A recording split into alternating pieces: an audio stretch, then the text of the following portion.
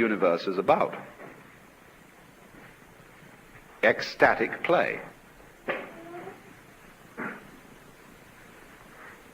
So as a result, there has been a kind of compromise. Today in ecclesiastical circles, sex is being damned with faint praise. People are saying, after all, yes, sex was made by God, and we should remember the Jewish point of view.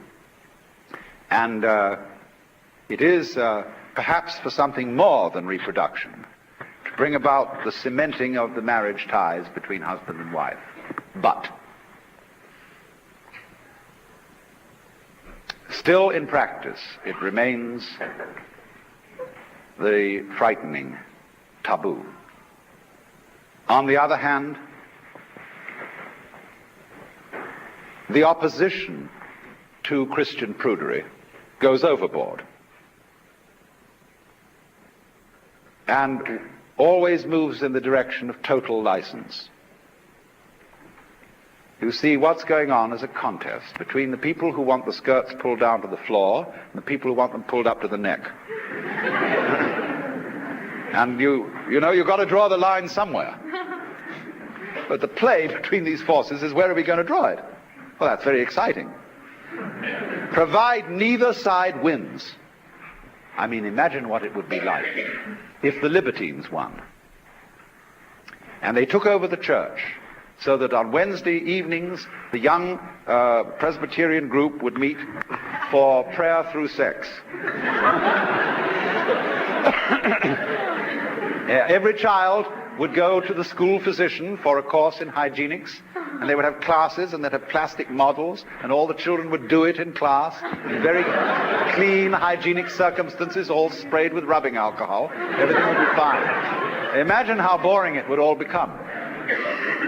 So you see, the people who say, no, modesty is important, have something right about them. But they mustn't be allowed to get away with it. But they mustn't be obliterated. You see, life works that way. Let's take an entirely different analogy. Let's take a given biological group, a species we'll call A. It has a natural enemy, B.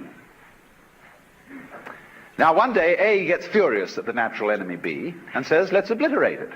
And they gather their forces and they knock out their natural enemy. Well, suddenly after a while they begin to get weak. They get overpopulated.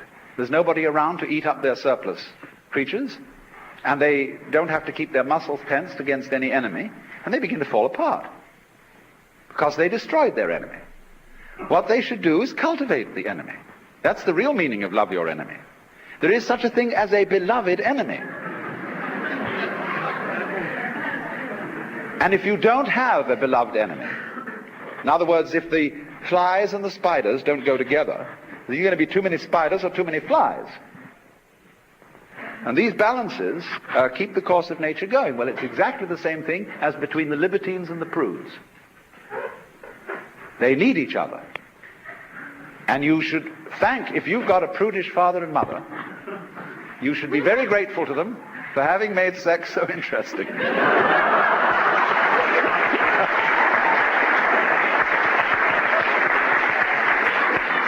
So don't defy them completely. Don't go around campus with placards bearing four-letter words, because that's going to spoil the show.